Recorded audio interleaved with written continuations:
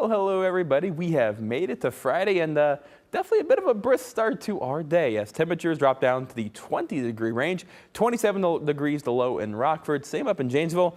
Rochelle, by far the cool spot, getting down to a low of 23. So our heaters likely were going through the majority of our night here. Because temperatures dropped below 30 degrees and we had our good first hard freeze, we likely won't see any new frost or freeze warnings because, well, we already had our first one and that's kind of the end of growing season. So National Weather Service will likely find it a bit redundant. Temperatures have responded relatively well here to kick off our day. About halfway through our 10 o'clock hour, sitting in the upper 40s to even mid 40s across the region with plenty of sunshine to talk about. And at the K-Max Storm Tracker, really not a cloud in sight here over the state line with winds going to be on the calm side here for us today because a high pressure system is sitting overhead.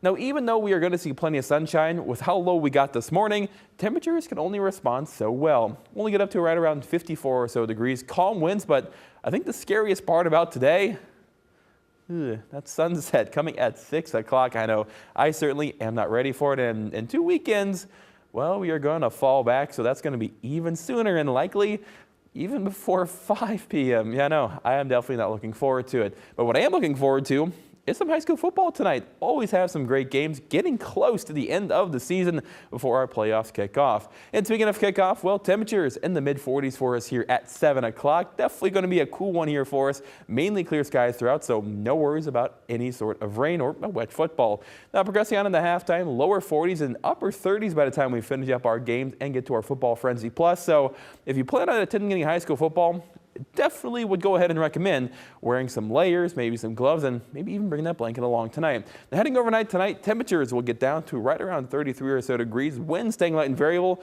but by the morning hours, I think clouds will be making their way back overhead, and these clouds likely will stick around through the majority of our Saturday, kind of keeping us a bit on the cooler side as we only top out right around 54 again. So kind of similar temperatures for today compared to what we'll see here tomorrow, but a lot more clouds will likely make it feel just a little bit cooler, but at least winds still really won't be too much of a factor.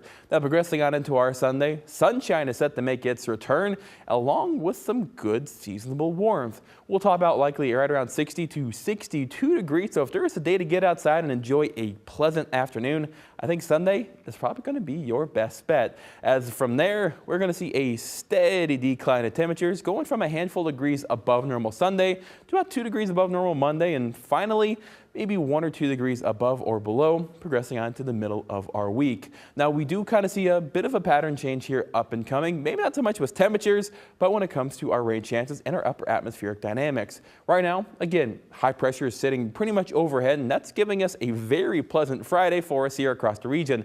Looking over toward the Four Corners region over by the Rocky Mountains, a low pressure system is starting to develop, and its track has stayed a little bit more south compared to what we saw here yesterday and the day before, at least in model runs, and that bodes well for us here this weekend.